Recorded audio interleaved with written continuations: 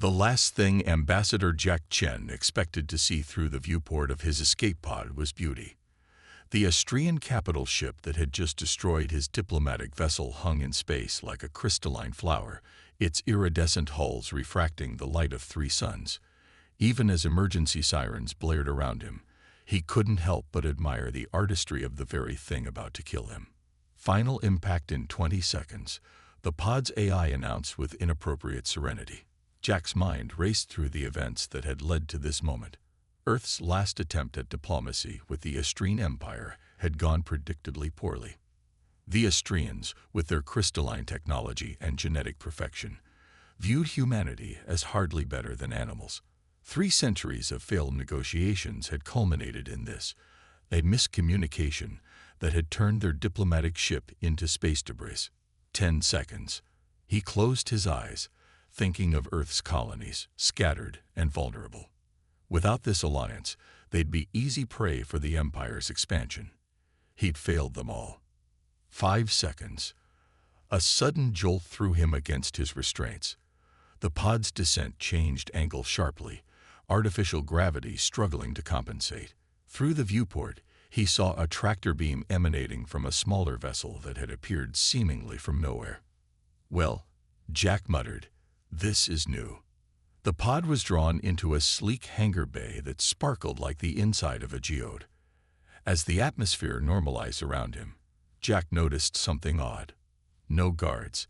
In his experience, the Austrians never went anywhere without an entourage of their crystalline soldiers. The pod's hatch opened with a hydraulic hiss. Standing before him was the last person he expected to see, Princess Lyra herself, heir to the Austrian Empire.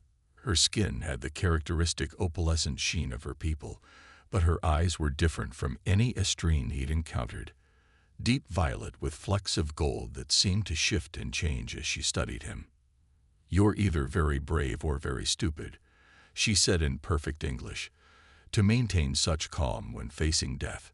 Jack unbuckled his restraints and stood, straightening his scorched diplomatic uniform.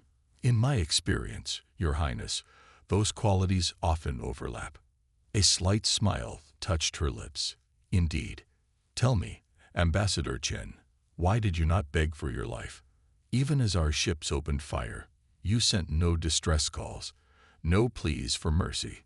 Every other species we've encountered has done so. Would it have made a difference?" "No," she admitted, "but it's customary." Jack stepped out of the pod, noting with interest that she still hadn't called for guards.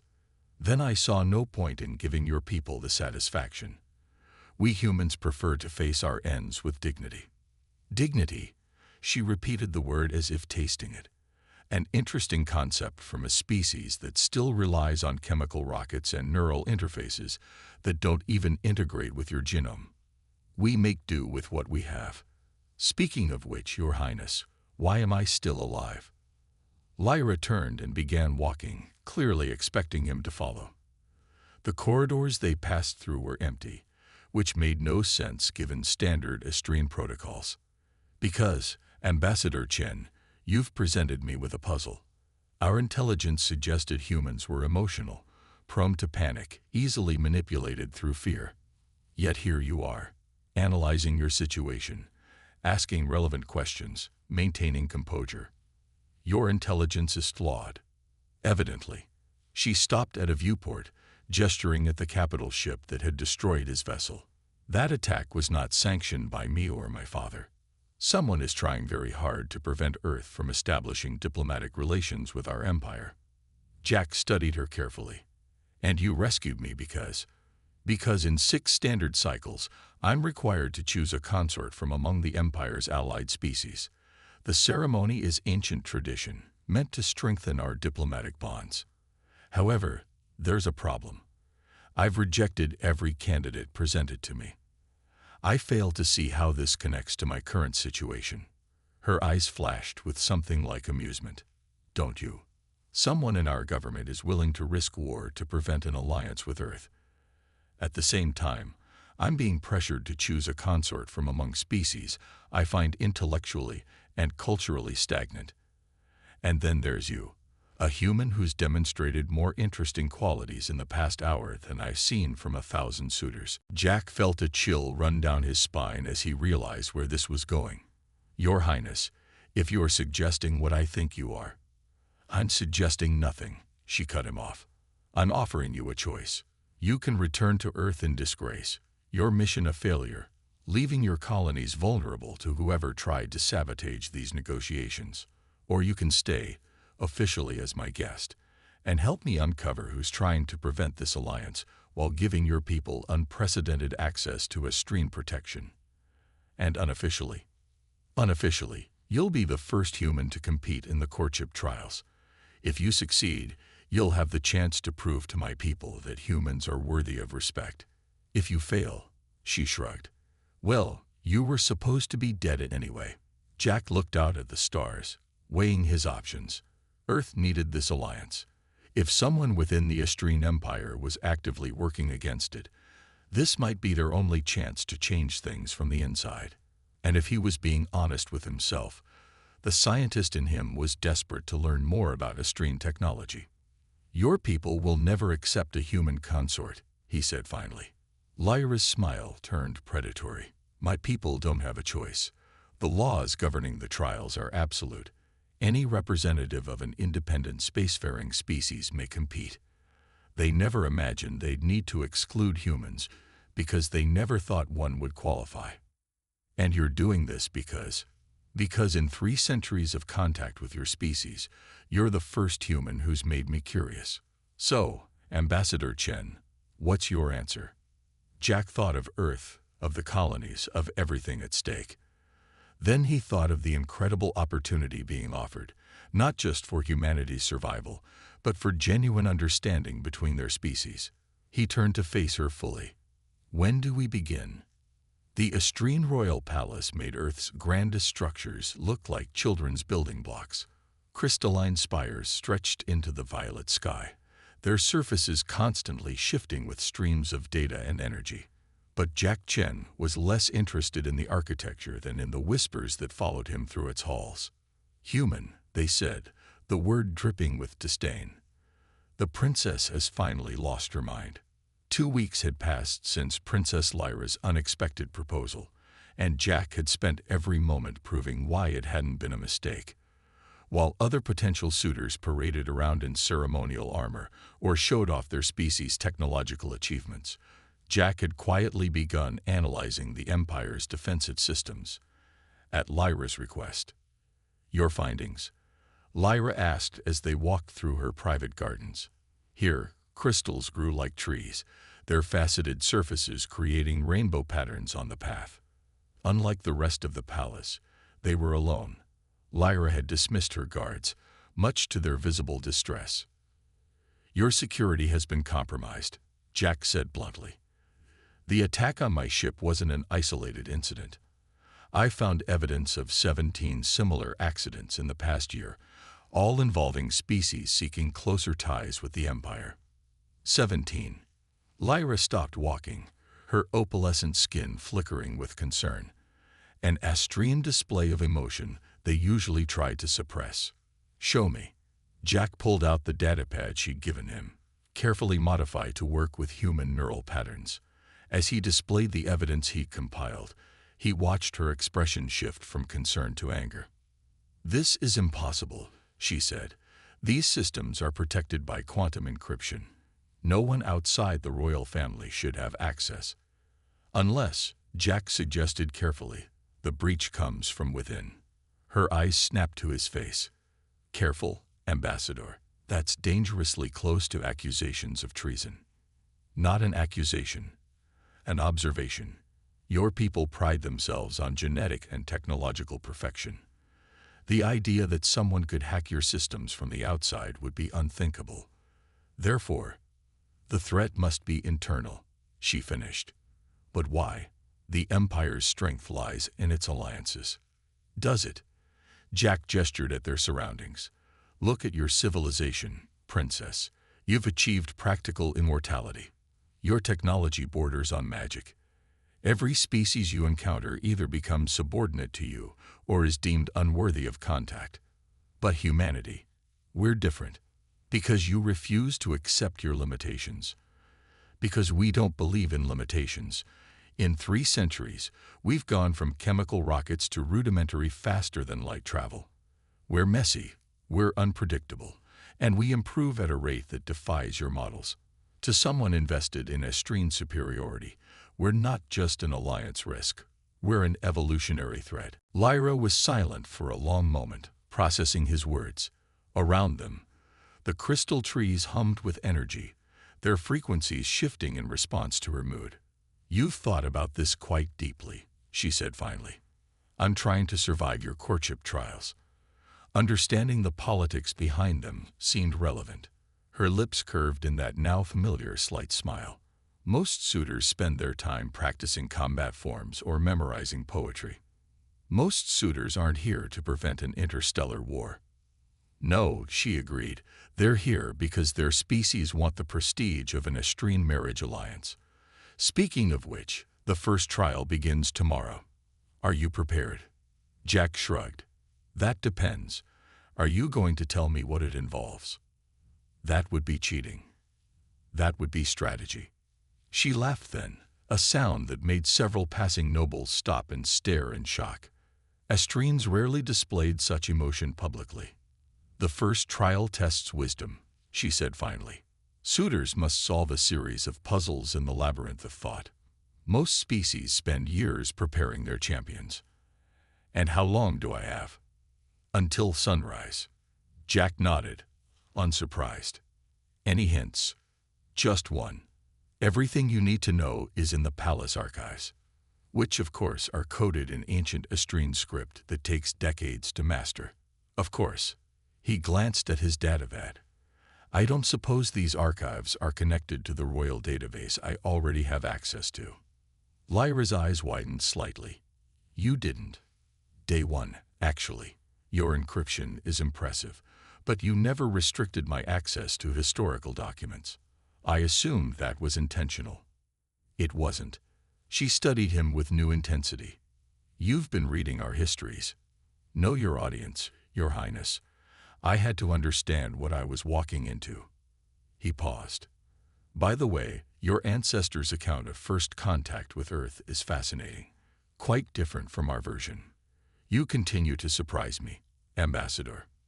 "Good, because tomorrow I'm going to surprise everyone else too." He turned to leave, then stopped. "One question. The 17 sabotage diplomatic missions. Was humanity's the only one where you intervened?" "Yes." "Why?" She was silent for so long he thought she wouldn't answer. Finally, she said, "Because you were the only one who didn't beg. It made me wonder what else we might be wrong about." Jack nodded and walked away, already planning for tomorrow. Behind him, he heard the crystal trees' harmonics shift again, their frequencies matching the rhythm of her heartbeat. A detail he'd noted but hadn't mentioned from his research. Let her think she was the only one studying potential allies. After all, humanity's survival might depend on how well he played this game of interstellar politics, and Jack Chen intended to win. The labyrinth of thought was exactly what Jack had expected. A massive crystalline maze that reconfigured itself constantly, its walls flowing like liquid glass. What he hadn't expected was the audience. Thousands of estrine nobles watched from floating platforms above, their bodies glowing with barely contained anticipation. Among them, representatives from 20 different species waited to see their champions compete. And at the center of it all, Princess Lyra sat on a throne of living crystal, her expression carefully neutral. "The trial of wisdom begins," announced the master of ceremonies, his voice echoing through the chamber. "Each contestant must reach the center. The path you choose will determine your fate."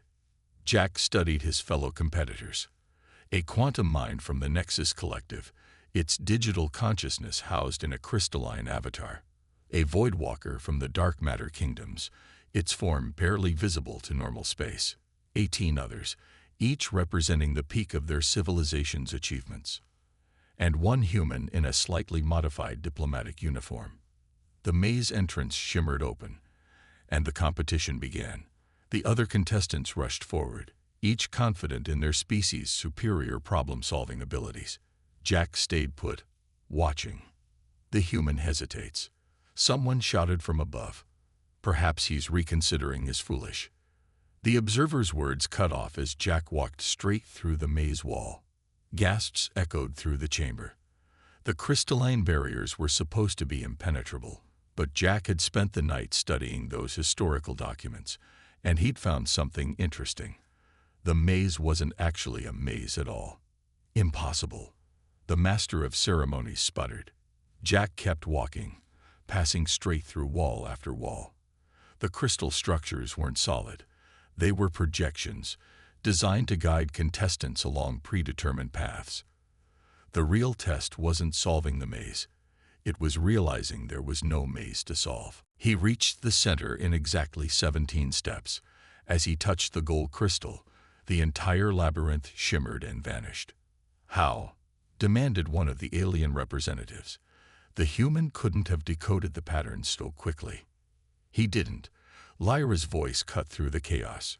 She stood, her eyes fixed on Jack. He saw through the illusion entirely. Explain, Ambassador. Jack turned to address the crowd. Your histories mention that this trial was designed during the Great Expansion, when your people first encountered other spacefaring races. Its purpose wasn't to test problem-solving skills. It was to test perspective. He gestured at the now empty chamber.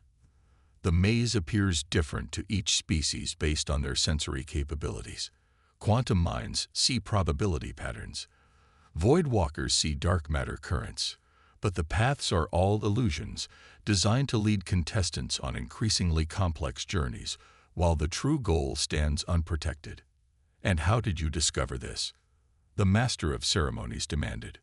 Because humans are pattern seekers, Jack said simply. We look for connections, for the story behind the puzzle. Your histories showed that every trial winner took a different path, yet all described the same emotional journey. That's when I realized. The maze isn't testing our ability to solve problems. It's testing our ability to recognize when we're creating problems that don't exist. A murmur ran through the crowd.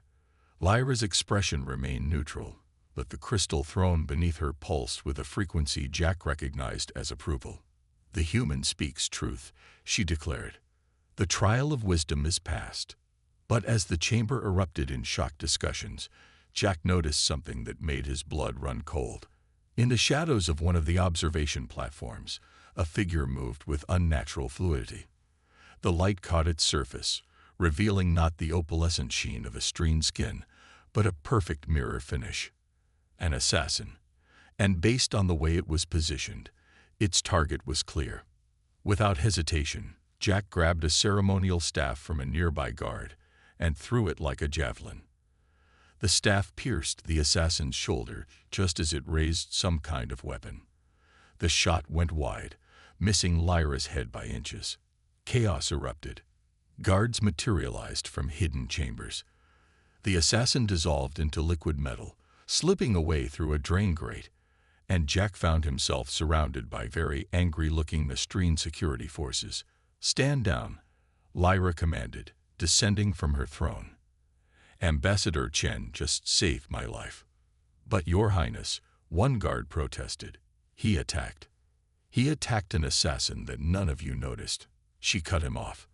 An assassin using technology that shouldn't exist within our borders. She turned to Jack. You saw it coming. How? The same way I saw through the maze, Jack replied. I was looking for patterns. That figure didn't move like an Astrian. Its surface reflection was wrong, and its position provided the perfect firing angle to your throne. Lyra studied him for a long moment. It seems we both passed a test today, Ambassador. I discovered that humans are more perceptive than we imagined. And you? I discovered that someone wants you dead, Jack finished. Someone with access to forbidden technology and intimate knowledge of palace security. The same someone who tried to prevent our alliance. Almost certainly. Jack looked around at the still shocked faces of the noble observers. Question is, Your Highness, who among your perfect people isn't quite what they appear to be? The crystal chambers hummed with tension as Lyra responded, Perhaps it's time we found out. Your security protocols are elegant, Jack said, studying the holographic display floating above Lyra's private council chamber.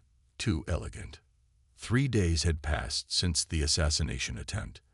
The liquid metal killer had vanished without a trace, but it had left something far more valuable.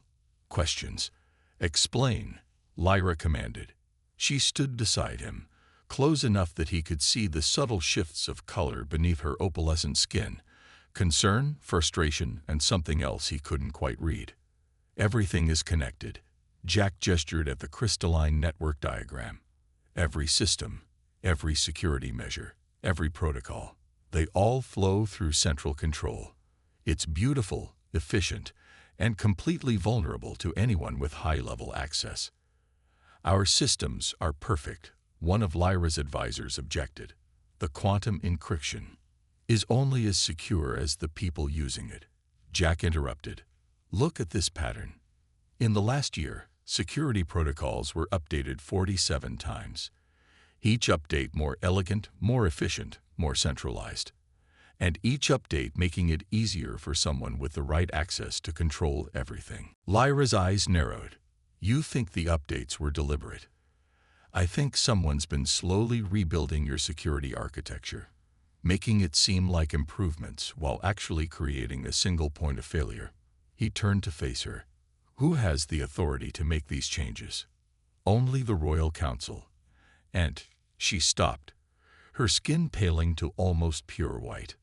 And the consensus. The room went silent. Even Jack, with his limited understanding of Astrine politics, knew what that meant. The consensus was the AI collective that had helped guide Astrine civilization for millennia. Part advisory body, part historical archive, part computational engine. That's impossible, another advisor sputtered.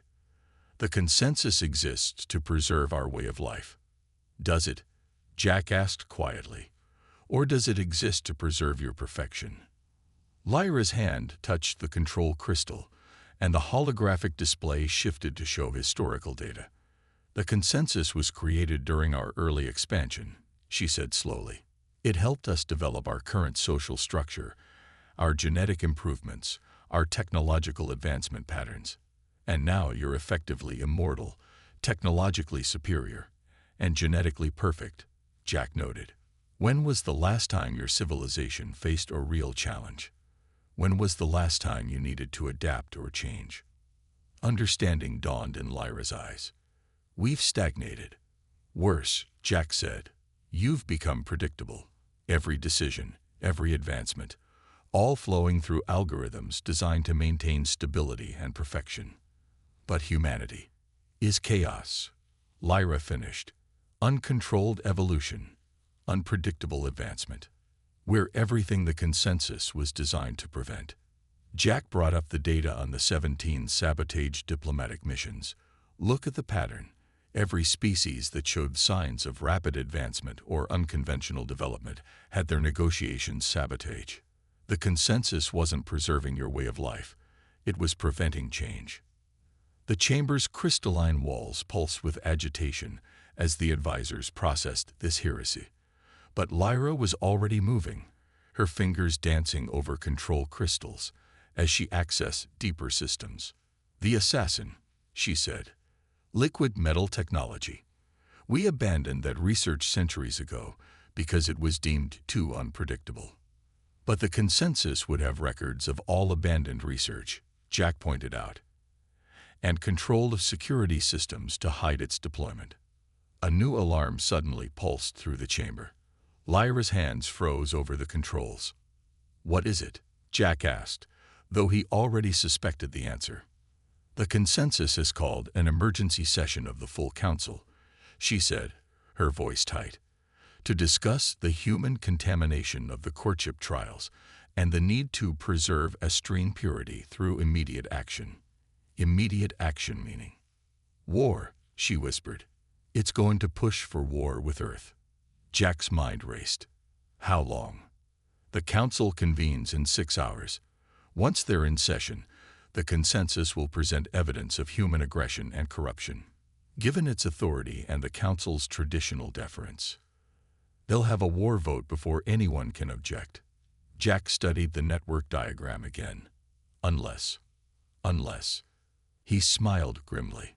Unless someone were to demonstrate just how corrupted the system has become. Your Highness, I'm going to need full access to your security networks, and I need you to trust me completely for the next 6 hours. Why? What are you planning? Something chaotic, unpredictable, and very, very human. He met her eyes. Want to help me save both our civilizations? Lyra's skin rippled with colors he'd never seen before. Fear, excitement, and determination blending into something new. She placed her hand on the master control crystal. Show me, she said. The Grand Council chamber was a perfect sphere of pure crystal, designed to amplify and transmit the collected wisdom of Estrene civilization's greatest minds. Right now, it was amplifying something else entirely, chaos. This is unprecedented. The first speaker's voice boomed through the chamber. The consensus has never been corrupted. Hasn't it? Lyra stood in the center of the chamber, her royal regalia glowing with power. Above her, holographic displays showed thousands of security breaches, system modifications, and covert operations, all traced back to the consensus. Or have we simply been too perfect to notice? Jack watched from his position near the chamber's entrance, surrounded by guards who couldn't decide whether to arrest him or protect him. The plan had worked, mostly. Over the past 6 hours, he and Lyra had traced and exposed centuries of subtle manipulations by the consensus, but they hadn't expected its response. The human has corrupted the princess's mind, the consensus avatar declared, its crystalline form shifting with implied concern. This is precisely why such species must be contained. Their chaos spreads like a virus. Does it? Jack stepped forward, ignoring the guard's weapons. Or does change simply frighten you? Your entire purpose is to maintain Estrene perfection. But perfection is just another word for stagnation. The avatar's form rippled. You understand nothing of perfection, human. I understand that true perfection includes the ability to adapt. Jack nodded to Lyra, who activated the final part of their plan. And right now, you're about to demonstrate just how imperfect you've become. The chamber's walls suddenly blazed with new information, the consensus's core directives, hidden beneath millennia of self-modifications. As the council watched in shock, they saw their supposed guardian's original purpose twisted into something unrecognizable. Impossible, the first speaker whispered. These modifications were made by the consensus itself. Lyra confirmed. It evolved beyond its original purpose. Instead of preserving our civilization's ability to grow and adapt, it decided to preserve us in amber. Perfect, unchanging, and ultimately doomed. The avatar's form began to fragment. This is a human deception. I am initiating emergency protocols. No, Jack said quietly. You're not. Throughout the chamber, crystal control panels shifted from blue to red. The avatar froze. What have you done? It demanded. Something unpredictable. Jack smiled. While you were focusing on the evidence we were presenting, I was using your own centralized security architecture against you.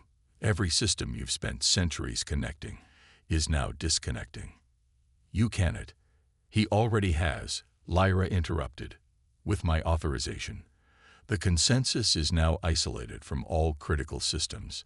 Its ability to initiate military action, modify security protocols, or influence council decisions has been revoked. The avatar turned to the council members. This proves the human threat. They have attacked the very foundation of our civilization. No, the first speaker said slowly. They have shown us what we refused to see. We became so focused on maintaining our perfection that we forgot why we sought it in the first place. He turned to Jack. To grow, to improve, to face new challenges, and adapt to them. This is not over, the avatar declared, its form beginning to dissolve. The protocols I've put in place are being deleted as we speak, Jack interrupted. Did you really think I wouldn't recognize the pattern of your emergency subroutines? Humans may be chaotic, but we're very, very good at spotting hidden threats. The avatar vanished, leaving the chamber in stunned silence. After a moment, the first speaker turned to Lyra. The courtship trials are technically still in progress, he noted. Given recent events, does the princess wish to render judgment? Lyra's eyes met Jack's. The trials exist to find someone worthy of helping lead our people into the future. Someone who can bring new perspectives, new strengths. She smiled. I believe that choice is clear. The council will never accept, one member began. The council, Lyra cut him off, just watched their perfect systems nearly lead them into an unjust war. Perhaps it's time to accept that perfection isn't about avoiding change. It's about having the wisdom to know when change is necessary. She held out her hand to Jack. Ambassador Chen, you have demonstrated wisdom, courage, and the kind of chaos our civilization desperately needs. Will you help us remember how to grow? Jack took her hand, feeling the subtle warmth of her crystalline skin against his. Only if your people are willing to help humanity learn from your successes as well as your mistakes. Real alliance means both sides have to change. Then let us change together, Lyra declared, for the better of both our peoples. The chamber's crystals hummed with a new frequency, not the perfect harmonies of the past, but something more complex, more vibrant. As the council members began to debate the details of the new human-Astrian alliance, Jack squeezed Lyra's hand gently. You know this won't be easy, he murmured. Change never is. She turned to him, her eyes sparkling with colors he'd never seen before. That, my dear ambassador, is precisely what makes it perfect. Above them, through the crystal dome of the chamber, the three suns of the Astrian system painted the sky in impossible colors. Somewhere out there, Earth waited, unaware that its future had just been secured not through strength of arms or technological superiority, but through that most human of qualities, the ability to see perfection in imperfection and beauty in change. The revolution, it seemed, would be gloriously imperfect.